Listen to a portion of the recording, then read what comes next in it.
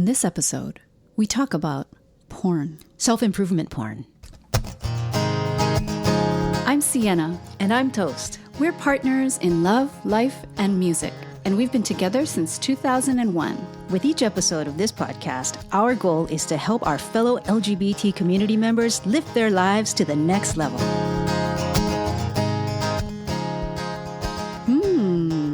Hi all.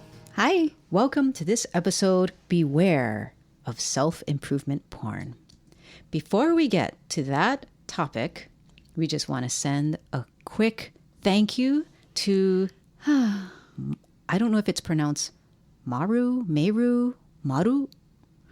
but that's the person's I think Maru. handle. Yes.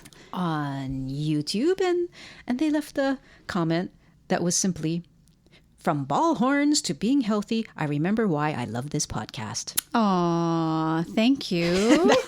And that was for episode 9, You Make an Impact. If you would like to hear about ball horns. But no, in this episode, we're going to talk about self-improvement porn. But thank you, Maru, yes, for chiming in, because we are trying to get more listeners. So that's why we're putting the episodes on YouTube. We're putting them on Spotify. We put them on Stitcher. I even put them on Medium. So if you're on any of those platforms, check it out. And Maru, I would, even though we love just hearing from you and making a comment on our YouTube account, if you would like to, we'd love if you move the comment over to an iTunes review. I think right now, most people find the podcast on iTunes, and having more reviews, good reviews, really helps to get the podcast up to the top when people are searching for LGBT podcasts. It moves us a little bit more in the limelight so people can find this information, and we can continue creating a community where we can feel strong together and supportive of each other on this incredible journey. So thank you. Yes, thank you very much. And also don't forget, we have links to join our email list, links to join our other project that we're just starting called Life Club, also in the show notes. Yep. Okay. But, what? And we also, you know how sometimes like we're talking and then we stop recording and we're finished. It's like, that's the episode, we're going to put that out. And then we think of, we should have. Oh, there's so many of those things. I forgot to include that. So we are using our blog, our website, siennaandtoast.com to put those kinds of things in there. So if you want more for any particular episode, check out siennaandtoast.com. You'll find our episode notes and pictures and links and stuff there. Don't you think it'd be fun to have like a PS podcast that's like 5 minutes? Yeah. You know, there's all like kinds of after. I know there's so many. There's so many cool things. There's so many fun things we could be doing. But anyways, okay. One of the things that we wanted to. You're pointing at me. One of the things I'm being pointed at. That was in retrospect, like, oh man, has to do with Indigo Girls that we mentioned in the previous episode. Okay, wait, but we don't want everyone to think like, Month. oh, every podcast has the Indigo Girls. It's not true. Right. It's not true. And if you are not this a fan, one does. You will receive a pass on that. But yes, so and the previous one did. I know. No. I loved, okay, so this was just incredible to me. There are some songs, you know, you have your favorite songs and then the other songs, right? Your favorites and then the other ones. Right. And at the concert, they played a few of the other ones for me. So meaning they just weren't my like favorite that I jumped to and love. You never had these particular tracks on repeat ever? No. But, oh my gosh, now they're my favorites. Because there's so much I realized to in having a favorite song. It's so much, oftentimes more than the song itself. You know, it's the memory that you might have about what you associate it with. For me, it was context, but also seeing and hearing them perform certain songs live. And they sell it. And they sell it. Okay, so one song in particular that has become my favorite now, which wasn't a favorite before, is the song "Go." What?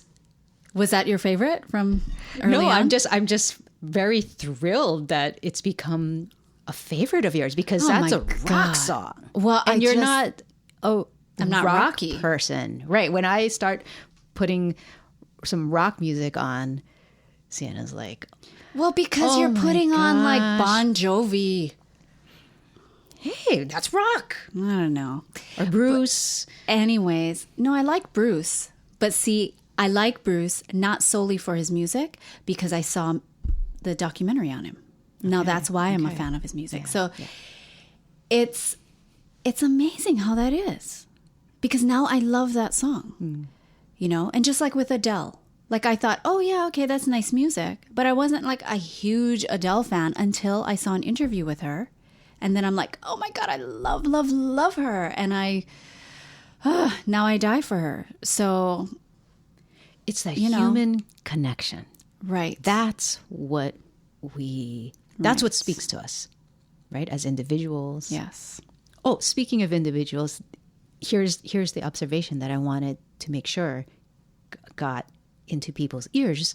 Oh, okay. Because in the previous episode, when we talked about how you first were introduced to the Indigo Girls by me, you had never even heard of them. Oh, right. Right. But here you are, a lesbian, and there's all the stereotypes about lesbians. I just love how you had never heard of them, because that It goes against- illustrates yeah. that illustrates how we're all individuals, and we can have fun with and joke about and roll our eyes at stereotypes. Right. With the lesbian haircuts and the type of music and the And cats Birkenstocks and and cats U-Hauls. and what? U-Hauls. And U-Hauls, right. But everybody is an individual. Very true. And I think the power of being in a live music setting, especially when there's some kind of critical mass, I don't know how many people it takes. I think it's over 150. But when there's a certain number of people that are gathered together in one space and time for an event, that are gathered around and listening to one message, and they can all join together in affirming that message. I know. That's Oh my where God. so much of the power is. Did you feel like that with the Ghost song? In particular, was it the message or was it the energy? Just the energy of it. You know, I was really captivated by the performance Okay. and The everyone. energy, then. And so I would put that in the energy category. So the performance itself. Uh-huh. And then, so that was first. That hit me first. And I was just captivated. And then as I looked around, everyone was so into this song that I was just so late to the party to. And I'm like, okay, this is obviously a favorite. Yeah, but it is now. Raise your hand. Raise your hands high. Don't take a seat. Yeah. It's a good song to have during these times. We need it as encouragement. Thank you. Oh my God. Okay, topic today. Beware self-improvement porn. Yes. What do we mean by self-improvement porn? Well, we're meaning when you use self-improvement articles or self-improvement books or even self-improvement podcasts, when you use those self-improvement things just for entertainment, Yes. that's what we mean by self-improvement porn.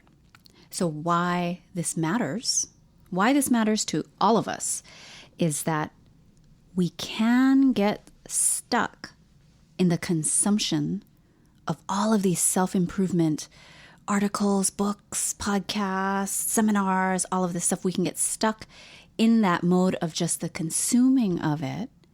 And we trick ourselves into thinking, oh, look at me. I'm working on myself. But there's no action to back up or to couple with the consuming of the self-improvement items. Right. Yeah. And I have a story about that Tell us from the my story. own Yeah. life. I think I mean, this is so common, right? I think so, because we live in this information age Yeah. where our society is so good Yeah. about providing information. Yeah. So we have all the self-improvement information, but it's about acting on it. So here's my story of how I was engaging Too much porn. in too much porn.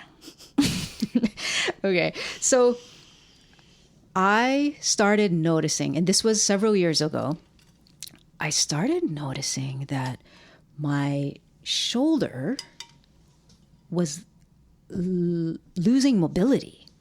When I would put on my t-shirts or take off clothes, I noticed I couldn't quite raise up my shoulders or raise my hands above my head like I used to. It was really weird. And I just kind of let it go. I Googled about, shoulder issues. Isn't that weird how sometimes you can wake up and then all of a sudden you're like, what happened? Yes. And you're like, you know what? This was a while ago, so I don't recall if it was something that I noticed all of a sudden, but I did notice that it was getting worse over the course of months.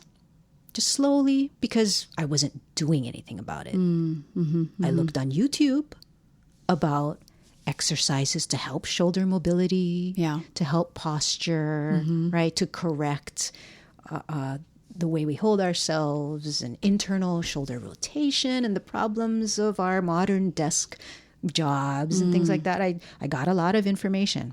okay. But I wasn't doing anything about it beyond getting the information. Yeah.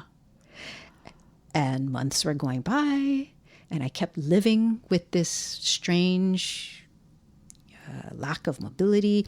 And I even noticed that I couldn't do pull-ups anymore.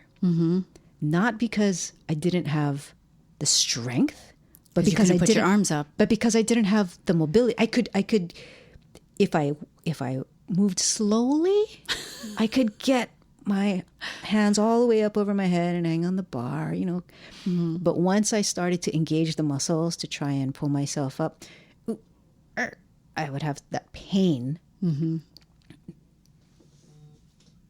that would stop me from doing pull-ups. And I was just like, what's going on? This is really weird. And still, I didn't do anything about it. So, but during this time, you were learning a lot about it.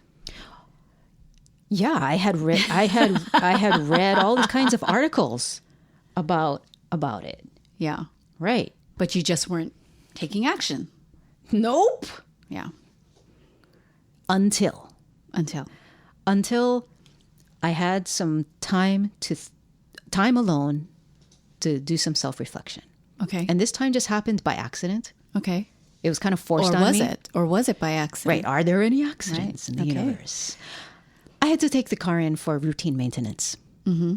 And even though they offered a shuttle to drive you back, drive you back home and then pick you back up, I thought, no, I'm just going to wait because that's more efficient. I can do stuff there. Yeah, do stuff there. But what happened was I ended up kind of standing around in the waiting area, people watching, because other people were waiting as well. Yeah. And they had on TV screens and they were showing, I think, Fox.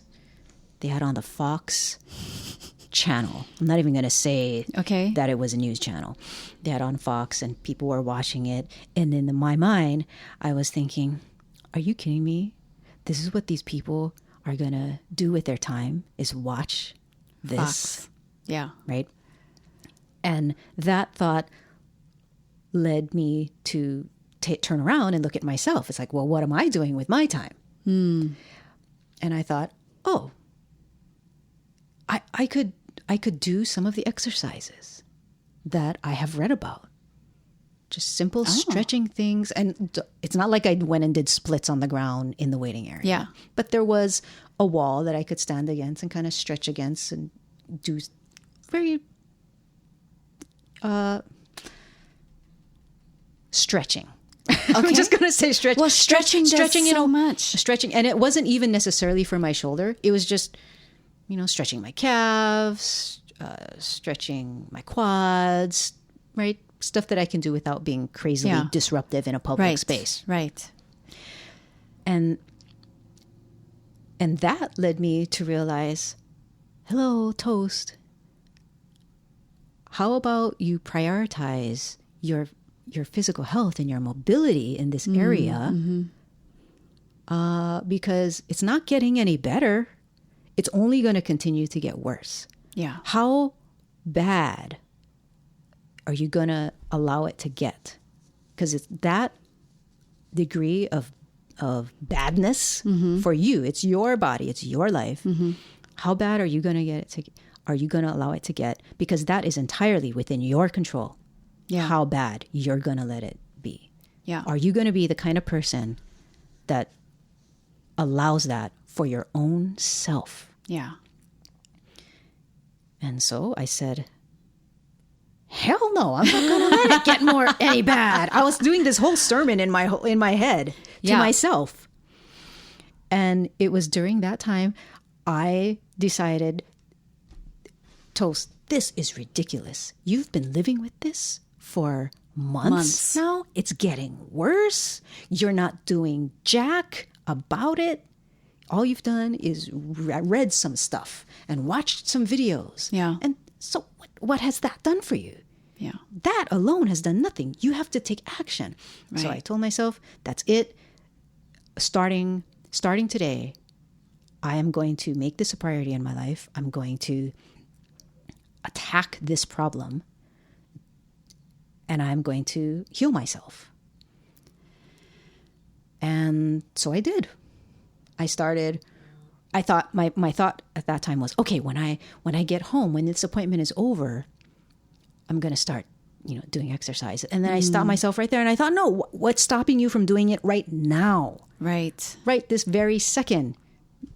What else are you doing? Right. Right? Right. So at that moment, I went back to some of the articles, the YouTube videos, and I chose 2 exercises. I didn't overwhelm myself. I just thought, okay, I'm just going to do 2 exercises. And I scheduled when I'm going to do them in my day. And I made a commitment. I'm going to do these 2 exercises at least twice a day. A part of my morning routine, part of my evening routine. And I started. And the fascinating thing was twofold. Number one, once I did start, I felt a momentum that helped me to do the exercises 3 times a day instead. Oh. Because I started feeling better. Yeah. The other thing I noticed. And the better feeling probably came from the fact that you were taking action. Yes, which was a form Just the of fact of taking action. which was a form of self-respect. I could respect myself more. But the other thing that kind of surprised me along this journey of doing the exercises and helping myself heal my shoulder was the pain that an exercise caused me. It was a simple, very simple stretch, but when I started to do it, I was shocked at How tight? the type. Yes, the pain and the type of pain. It was a pulling type of pain I've never felt before or since. It alarmed me a little bit. Okay. But I just kept going and treating my body gently and kept going small steps in the same direction. Yeah. And I'm telling you, within, I would say 4 weeks of this kind of consistent action with the exercises, pushing through the pain, not in a reckless way, but in a very mindful but consistent way, pushing through the pain. I noticed the pain went away. I noticed my shoulder mobility improved. And today I can do pull-ups like I could before. I was amazed at how I could heal myself, and pretty freaking fast too. Yeah. And I think one of the keys to that was not just you taking consistent action, although that's huge. That's absolutely huge. But your focus, your decision to focus on 2 exercises versus thinking, oh, more is going to be better, so let me focus on this 8-step program, and then let me also do this program and try and do this every day. Because I think that is the inclination, that more is better. You know? I think so. And I think it depends on people's personalities. I feel like I'm the type of personality where I will get caught up in, well, let me research all the possible exercises I could do. And then make sure that I choose the best one or the best 3. And I have to educate myself to know how to judge the value of all of these exercises relative to one another. No, just... I finally got so fed up with myself that I just said, F that.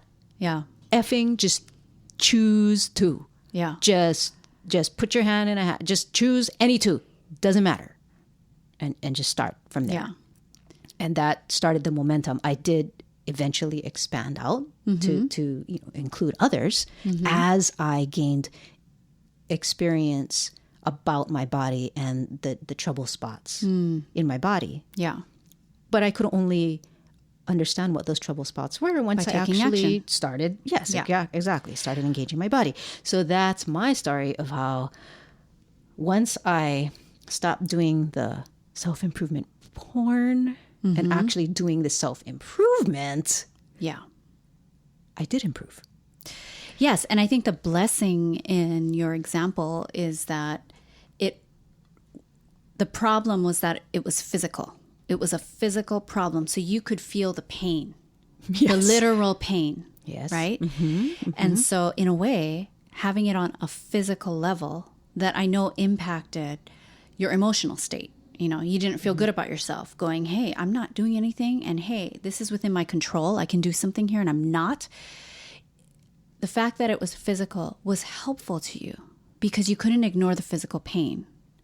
Right. Right? Right. So I think that... Well,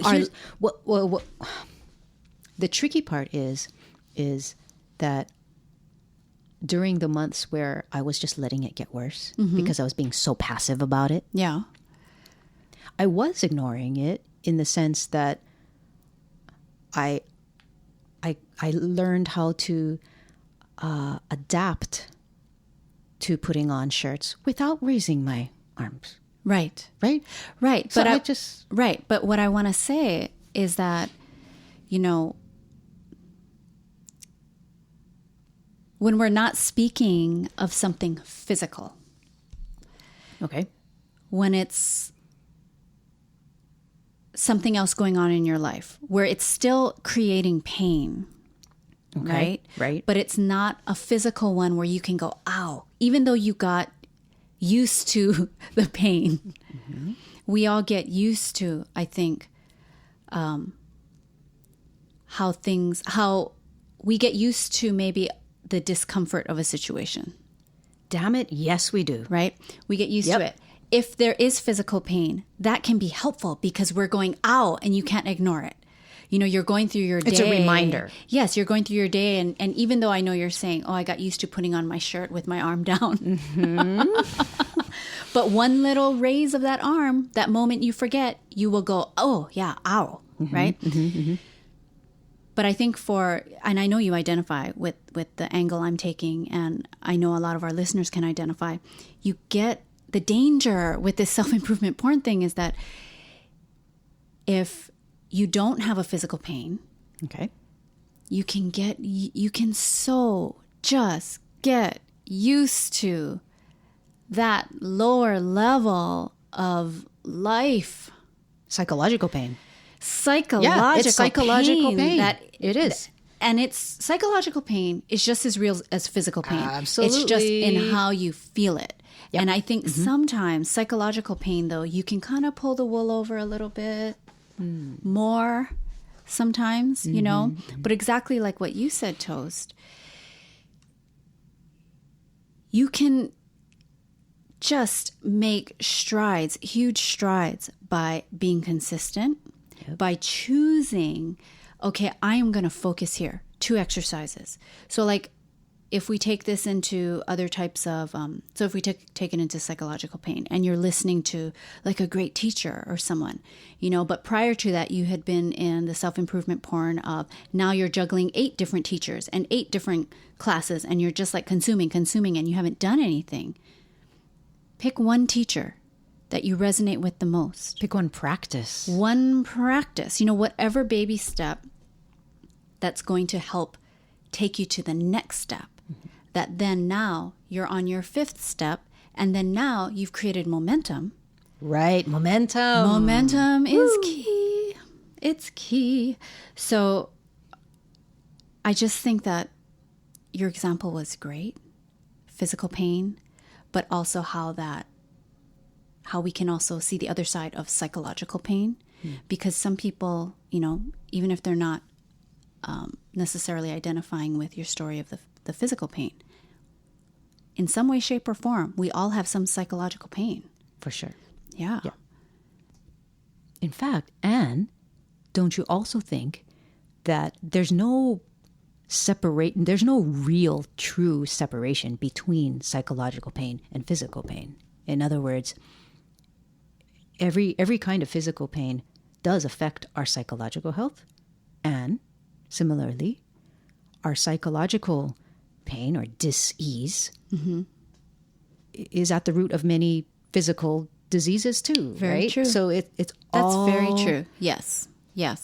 That's the holistic reality. Yes, exactly how you shared earlier that your physical pain was causing you, I guess we could categorize it as psychological pain of just feeling so down on yourself for not having taken action sooner.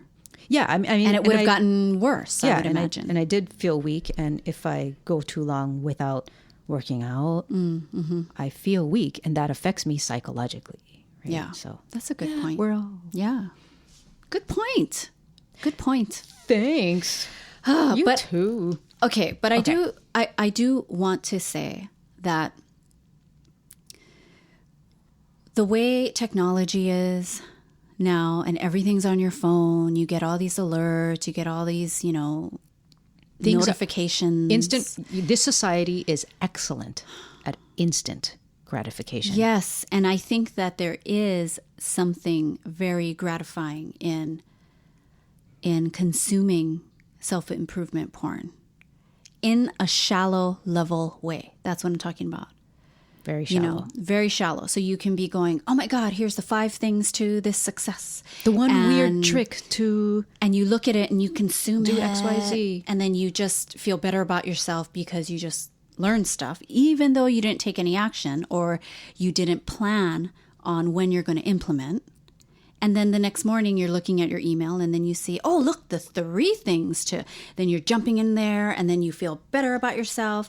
And you're like, well, look, there's a new app to help me meditate. Okay, but here is the thing. Here's the thing. I am so guilty of this. This is how I know this. This is how I know all about this. I think everybody... Stop. How many apps do I have that I do not use? I think you, right? I think me, I think everybody here. Yeah. And I'm talking about you with the earbuds listening to this right now. Yep. I think all of us know from experience about this. Yes. So what I would say, though, is that although it might not be immediately gratifying to take action, to implement something you've just learned, I promise you it will prove to be the most rewarding. If you stick with it. If you stick with it. Because like Toast shared in her experience, she just started right there waiting for the car to be serviced. And emotionally, she started to feel better about herself. Yeah. And then she continued on with the healing process. Then she felt stronger. Then that made her feel better. And then she knew, she was aware of herself enough to know when she was ready to add in, okay, well, let me add in another exercise. And that's the fun and adventure of taking the action. It really is like an exploration into new territory. It is. Just new emotional, intellectual, psychological, physical territory. Yes. It's like you are beating a path into this frontier, and you're going to learn things. You're going to realize things. You're going to discover new things. And that's where the gratification comes from. Yes. But just know that we get it. It's, so it may not be instantly gratifying. And there is a nice little momentary, short-lived boost when you are consuming all this self-improvement porn. But truly where it's at is to be able to say, you don't just know about all this stuff. You know it, like know it with a capital K, like in the know biblical sense. Because you're living it, because you've practiced it, because you just know it deeply. Instead of being able to recite and say, hey, I heard about this. Hey, what about this? But have you really taken action on it? Right. Can you speak to it from a place of true knowing? And who have we become? Have we changed ourselves by the practice of these things? Who you become in the process. Yeah.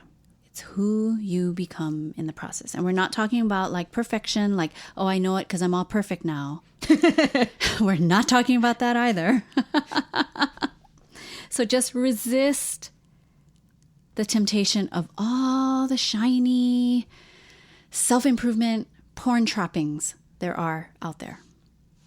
Find the one or two teachers you resonate with, or like Toast said, the practices, the principles, and start implementing. And just resist all that consuming. See, this reminds me of a Bible verse from my Sunday school days. Oh, well, please tell us. I think it was in the Sermon on the Mount. I can't help Matthew, the Gospel of Matthew. Enter through the narrow gate, for wide is the gate and broad is the road that leads to destruction, and many enter through it. But enter through the narrow gate. Because everybody's doing the self-improvement porn thing. Right. It's so easy. That's what comes across our social media feeds and all of that. It's like common hour thinking versus brave thinking. Yes. Are you going to be a brave thinker, or are you going to be a common hour thinker? Right. And we can talk about that. And doer. In another podcast. Okay. All right. That's it. That's it for today. So we're going to wrap up and go do some stuff. We just want to remind you to join our email list. We have the link in the show notes. Go to siennaandtoast.com. Who knows what we're going to put into the show notes for this particular episode. Sometimes we come up with other things to throw in there after we stop the recording of the audio. Sign up also and join Life Club. That's our separate project that we are just starting. And with that, and that was my alarm. We're saying bye now for this episode. So until next time, this is Sienna. And this is Toast telling you to love life, live free.